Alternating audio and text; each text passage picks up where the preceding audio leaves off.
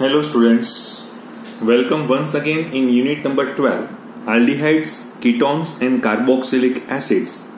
At presently, we are focusing on the exercise of NCERT and we completed up to 12.17 and today we starts with a new portion, this is 12.18. So there is a very good question is asked in the 12.18 is like that. Give plausible explanations for each of the following. Cyclohexanone forms a cyanohydrine in a good yield but 2,2,6 trimethyl does not. वो यहाँ पे इस तरह से बता रहा है कि आपको अपनी स्किल, आपको अपनी बुद्धि का इस्तेमाल करके ये एक्सप्लेनेशंस आपको समझाना है कि why cyclohexanone form cyanohydrin in a good yield but 2,2,6 trimethyl cyclohexanone does not. देखिए जो साइक्लोहेक्सेनोन है, हम इसके पहले आंसर पे ही चले जाते हैं. जो साइक्लोहेक्सेनोन है हमें मालूम है कि is a ketone compound and here the delta plus and delta minus in cyclohexanone. As we know that this hydrogen cyanide is also a very good nucleophile.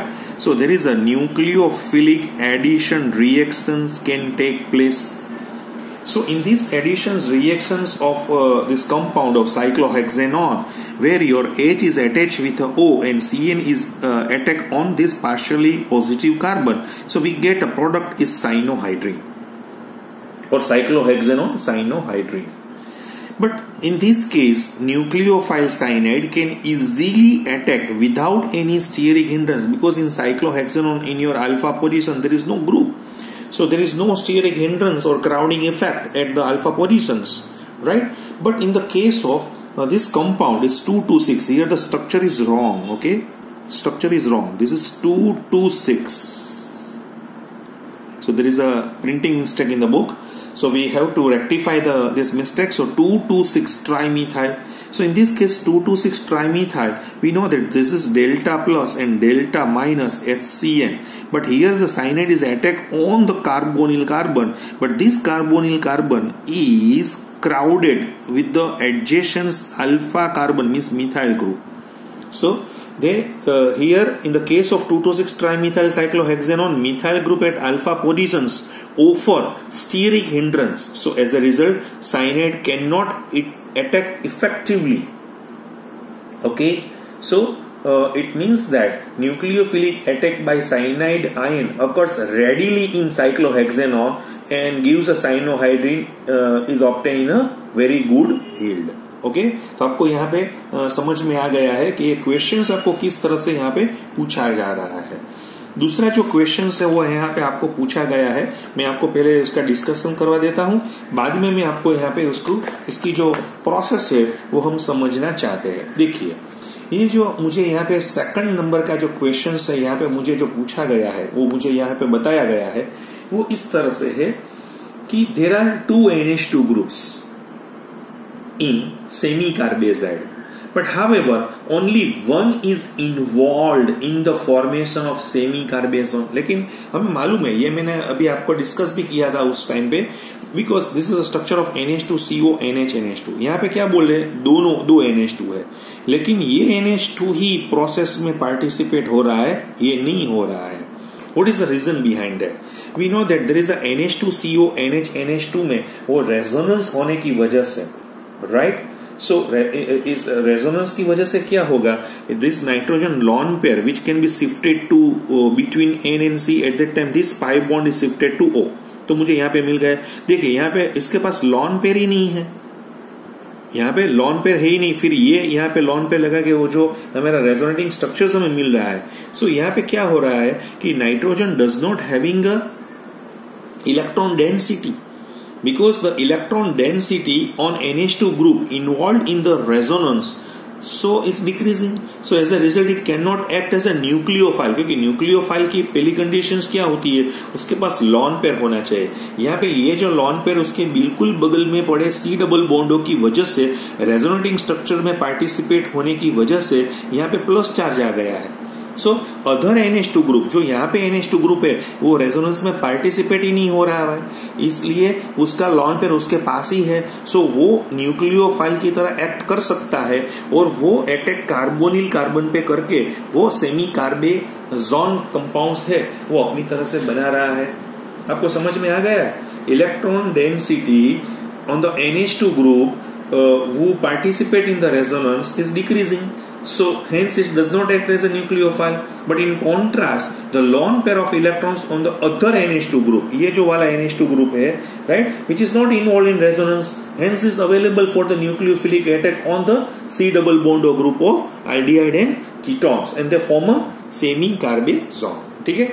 तीसरा जो हमें यहाँ पे एक्सप्लेनेशन पूछा गया है वो इस तरह से है, during the preparation of esters from a carboxylic acid and an alcohol in the presence of acid catalyst, the water और the ester formed should be removed as soon as it is formed.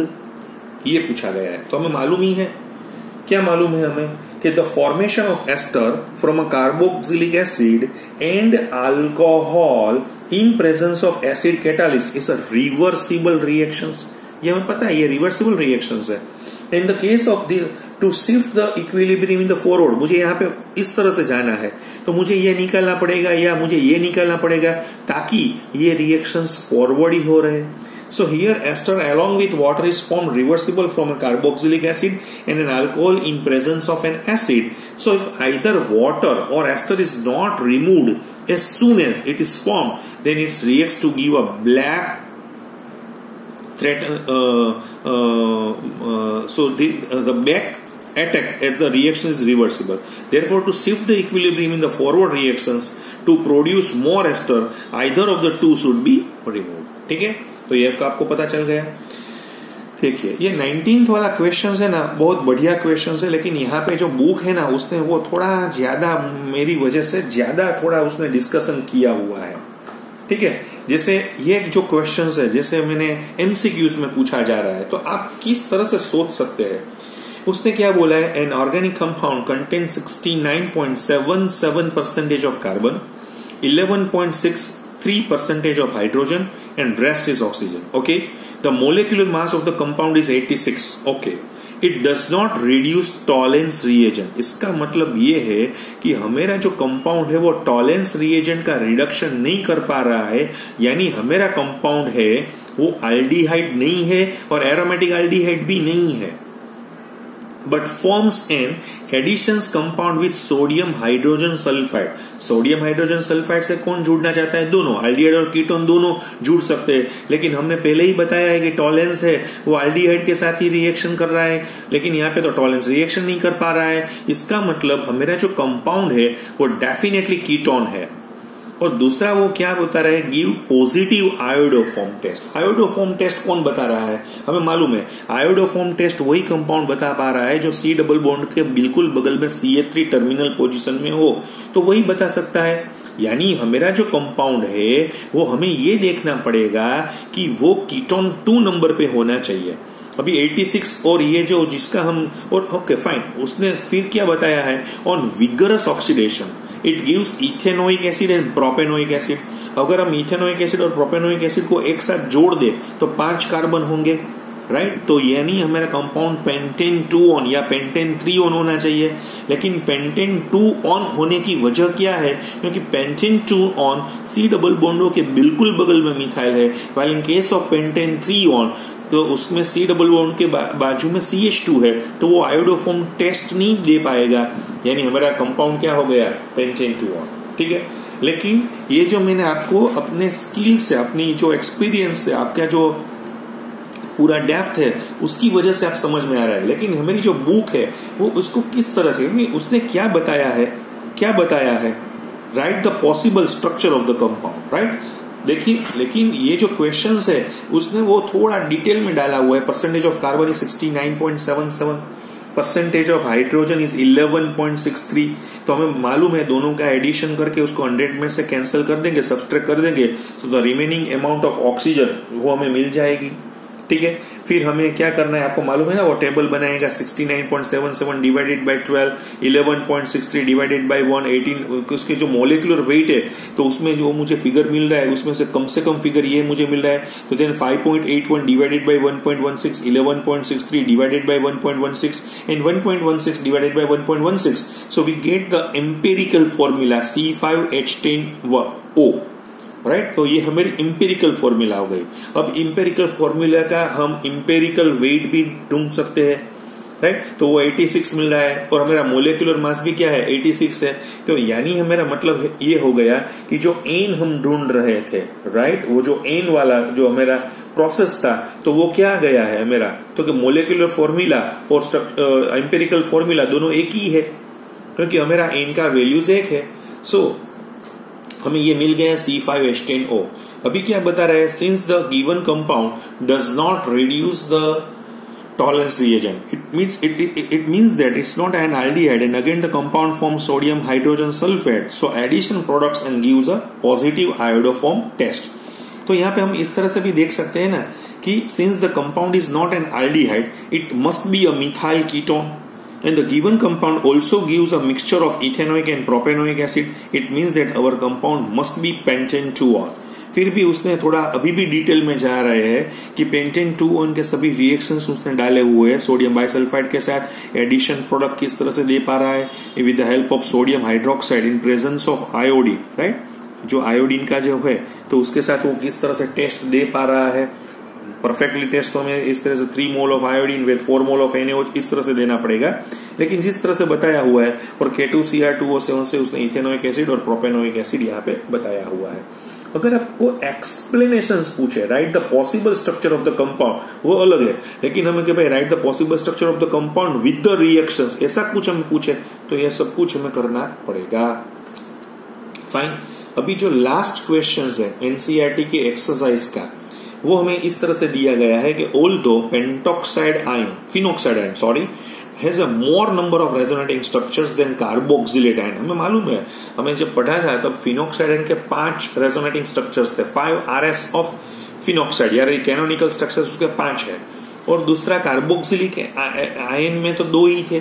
फिर भी क्योंकि हमें इस तरह से मालूम है कि जितने रेजोनेटिंग स्ट्रक्चर्स ज्यादा होते हैं उतनी स्टेबिलिटी ज्यादा होती है, लेकिन यहाँ पे क्या पूछा गया है, even though carboxylate ion having only 2 resonating structure but carboxylic acid is stronger than phenol, why?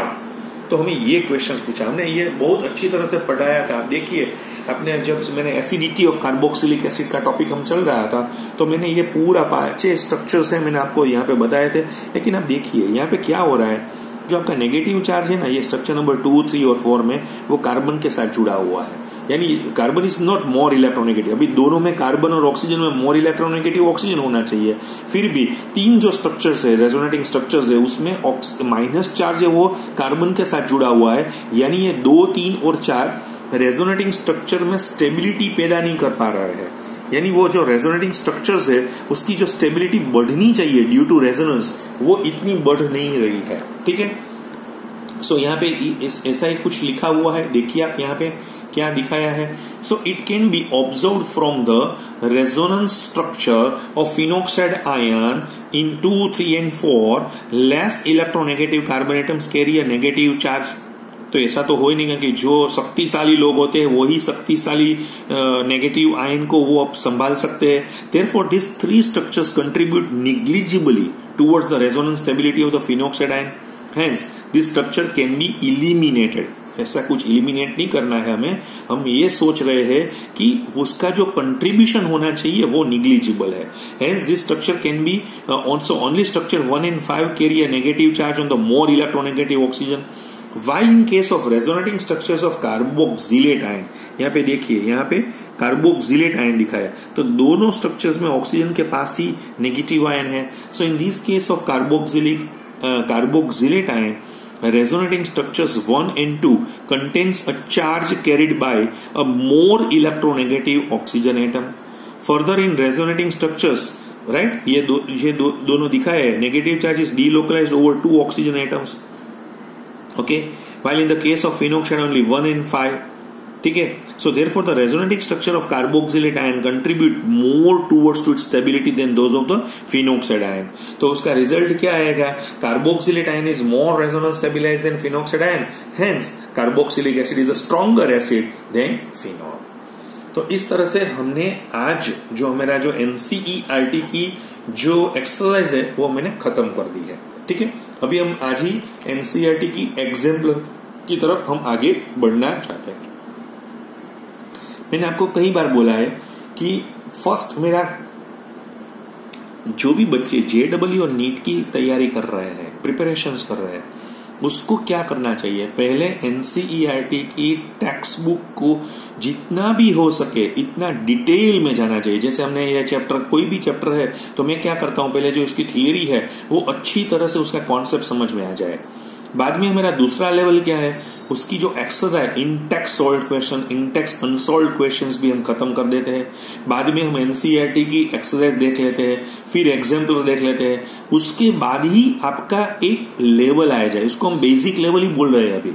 बाद में आप जेडब्ल्यू और नीट के लिए अपना कॉन्फिडेंस बढ़ेगा तो आप उसी तरह से अपनी स्टाइल को एडॉप्ट कीजिए। जिसको जेडब्ल्यू में और नीट में अच्छी तरह से उसको मेरिट्स में आना है तो उसको यही करना पड़ेगा।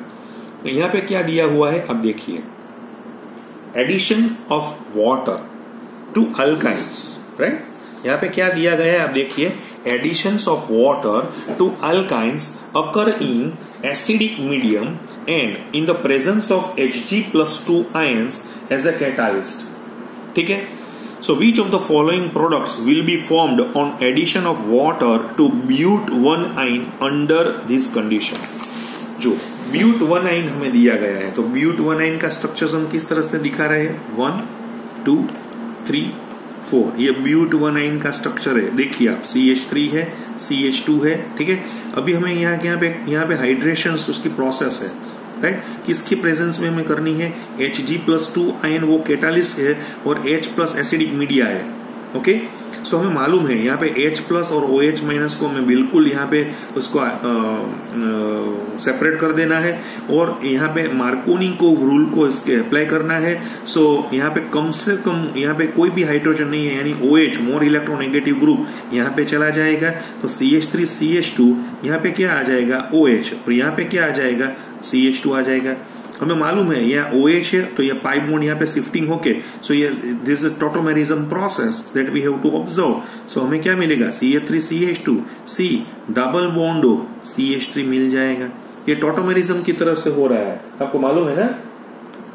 तो मुझे प्रोडक्ट क्या मिला, ब्यूटेन 2-1। अब आप ढूंढिए ब्यूटेन 2-1 कहाँ पे आपको मिल रहा है, तो क्या यहाँ पे आपको मिल रहा है, तो आंसर मेरा बी है, ठीक है।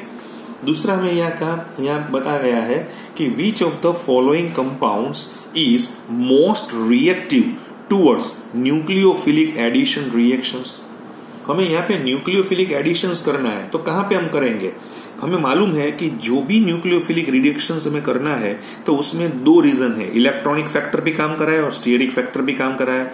हमें मालूम है कि ये मेरा जो Δ+ है ना वो बढ़िया होना चाहिए, बिल्कुल बढ़िया होना चाहिए, ठीक है। और दूसरा यहाँ पे देखिए मिथाइल है ना वो डोनेट कर रहा है, यहाँ पे भी मिथाइल डोनेट तो कर रहा है लेकिन यहाँ पे 2 मिथाइल डोनेट कर रहे हैं।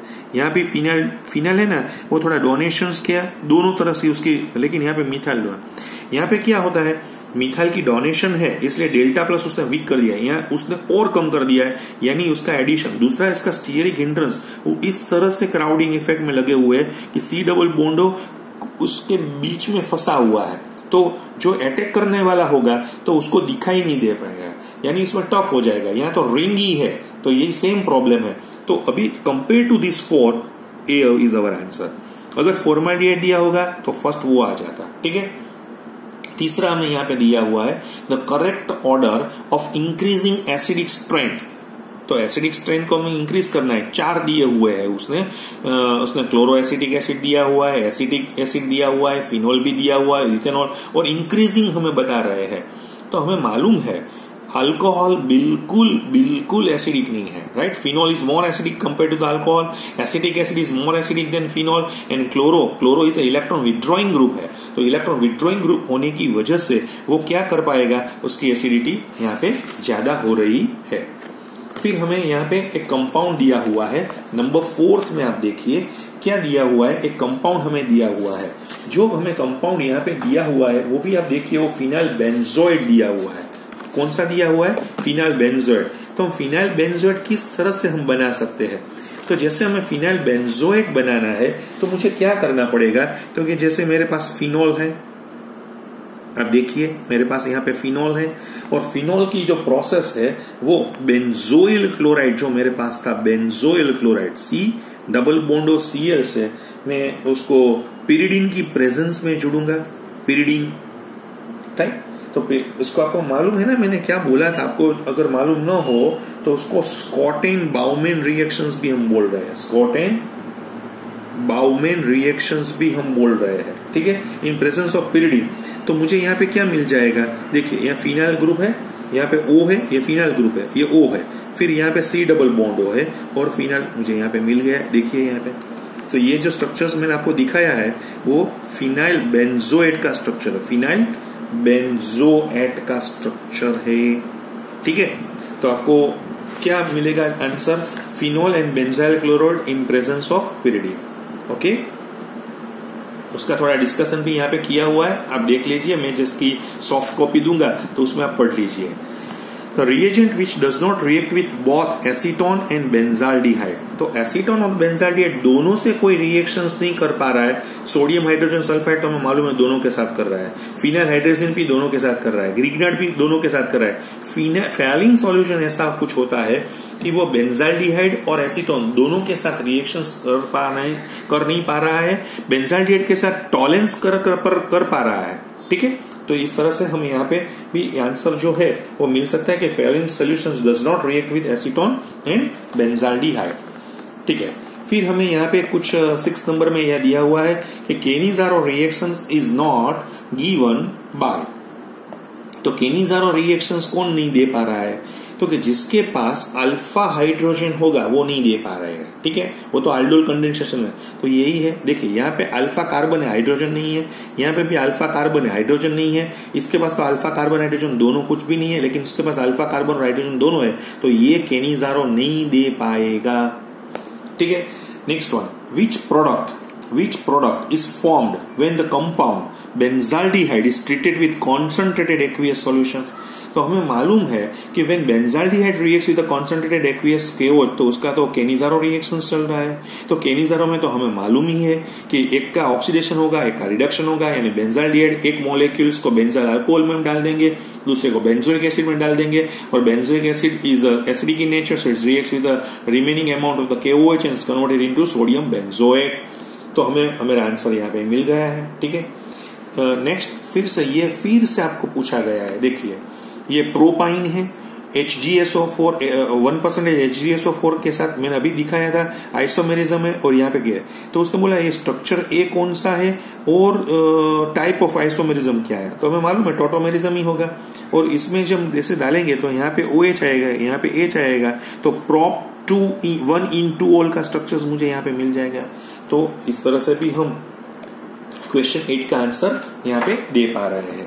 अभी 9th वाला जो हमें क्वेश्चंस यहाँ पे दिया हुआ है, आप देखिए, compound A and C in the following reactions are, यहाँ पे एसिटाल्डिहाइड दिया हुआ है। एसिटाल्डिहाइड जब भी फॉर्माल्डिहाइड के अलावा कोई भी एल्डिहाइड होगा तो वो ग्रिग्नाइट रिएजेंट्स के साथ जुड़ के वो सेकेंडरी अल्कोहल ही बनाएगा, और ये secondary alcohol when reacts with H2SO4, so it's a beta eliminations reactions. तो यहाँ पे क्या आ जाएगा? बीटा एलिमिनेशंस रिएक्शन आ जाएगा। तो यहाँ से OH निकलेगा और यहाँ से H निकलेगा, तो प्रोपिन बन जाएगा, और प्रोपिन का हाइड्रोबोरेशन ऑक्सीडेशन एंटी मार्कोनिकोव की तरह से चल रहा है, तो हमें प्रोपेन 1 ऑल मिल जाएगा। यानी A और C के बीच में रिलेशन क्या है? तो क्या उसके बीच में simply there is a positions of functional group ही है, तो उसको पोजिशनल आइसोमर हम बोल रहे हैं। थोड़ा घुमा के वो पूछ रहे हैं, तो हमें ये मालूम होना चाहिए। नेक्स्ट हमें दिया गया है which is the most suitable reagents for the following conversations.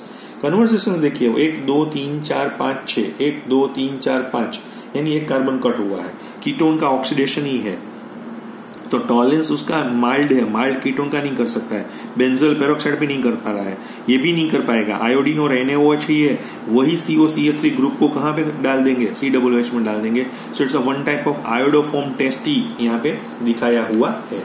Number 11 हमें यहाँ पे पूछा गया है कि which of the following compounds will give butanone on oxidation with alkaline KMnO4।